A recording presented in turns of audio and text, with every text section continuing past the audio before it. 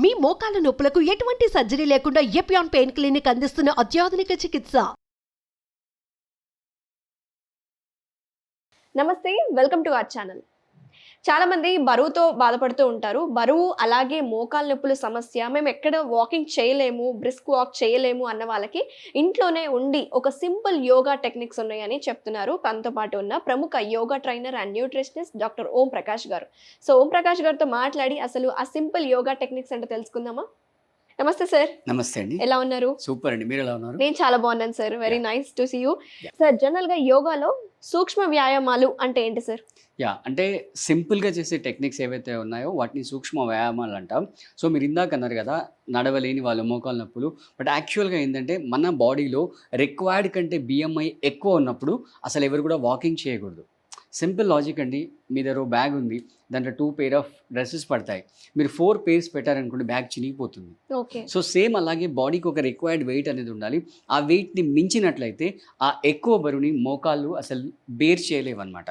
అక్కడ ఏదైతే మజిల్ ఉంటుందో అదంతా టేర్ అయిపోతుంది, లిగమెంట్ టేర్ అయిపోతుంది.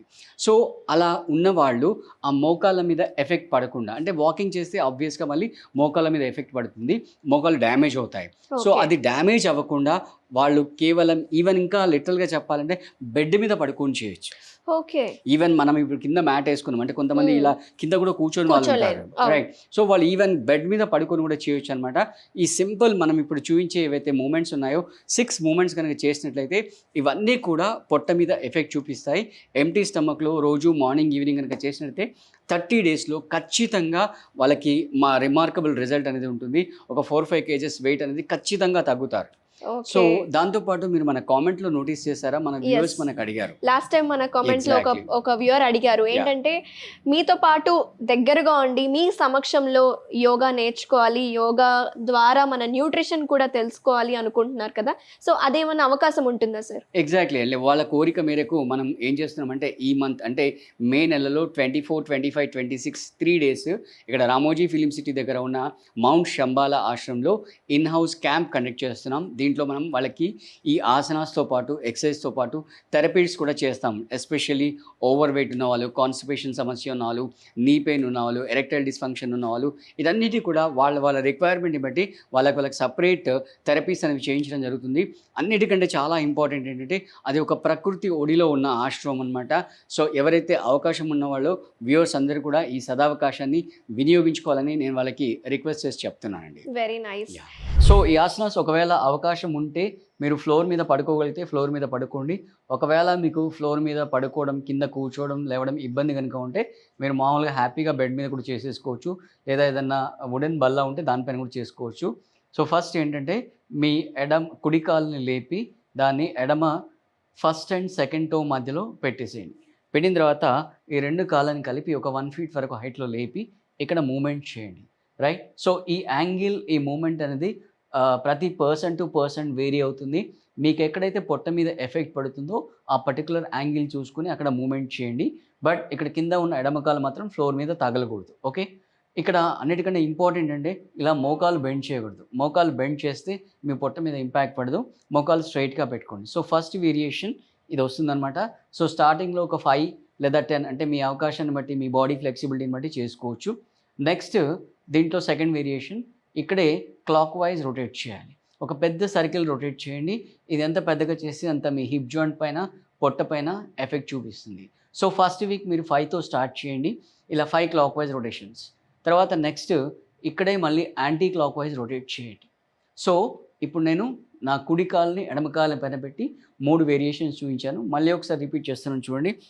ఫస్ట్ జస్ట్ గాల్లో ఆసిలేట్ చేయండి పైకి కిందికి, తర్వాత క్లాక్ వైజ్ రొటేట్ చేయండి, తర్వాత యాంటీ క్లాక్ వైజ్ రొటేట్ చేయండి. సో ఇక్కడ 2 విషయాలు గమనించుకోవాలి మీరు. ఏంటంటే యాంగిల్ అనేది ఎక్కడ పొట్ట మీద ఇంపాక్ట్ పడుతుందో ఆ యాంగిల్ సెట్ చేసుకోండి. రెండోది మోకాలు ఖచ్చితంగా స్ట్రైట్గా ఉండాలి. ఇది అయిపోయిన తర్వాత మీకు కావాలంటే ఒక 1-2 minutes అలా రిలాక్స్ అవ్వండి. రిలాక్స్ అయిన తర్వాత కాలు కింద పెట్టేసుకోండి, రైట్? చేతులు కావాలంటే తీసేసుకోండి. ఈ చేతులు ఇలా పెట్టడం వల్ల మీకు గ్రిప్ వస్తుంది, ప్లస్ సపోర్ట్ కూడా వస్తుంది. సో ఇంతకుముందు మనం ఏం చేస్తాం, కుడి కాలుని ఎడమ కాలు పైన పెట్టాం. ఇప్పుడు ఎడమ కాలుని కుడి కాలు పైన పెడుతున్నాం. సేమ్ అదేవిధంగా 1 feet హైట్ లిఫ్ట్ చేసి ఈ విధంగా మూవ్మెంట్ చేయాలి. సేమ్ వేరియేషన్స్, ఇందాక చేసిన 3 వేరియేషన్స్ ఇక్కడ కూడా చేసుకోవాలి. ఫస్ట్ అప్ అండ్ డౌన్, తర్వాత నెక్స్ట్ క్లాక్ వైజ్ రొటేషన్, తర్వాత anti clock wise rotation. Okay, so టోటల్గా మీకు 6 వేరియేషన్స్ వస్తాయి.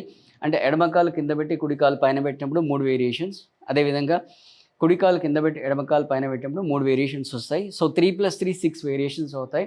సో ఫస్ట్ వీక్లో మరీ గాబరా పడకుండా వెరీ ఫస్ట్ వీక్లో మీరు స్టార్ట్ చేసినప్పుడు 5-5తో స్టార్ట్ చేయండి. ఒకవేళ మీ బాడీ కోఆపరేట్ చేస్తే 10-10తో కూడా చేయొచ్చు. But my advice is start with 5-5. అలా చేస్తూ నెక్స్ట్ వీక్ 10కి వెళ్ళండి. సో ఈ విధంగా గ్రాడ్యువల్గా మీరు 30-35 వరకు కూడా వెళ్ళొచ్చు.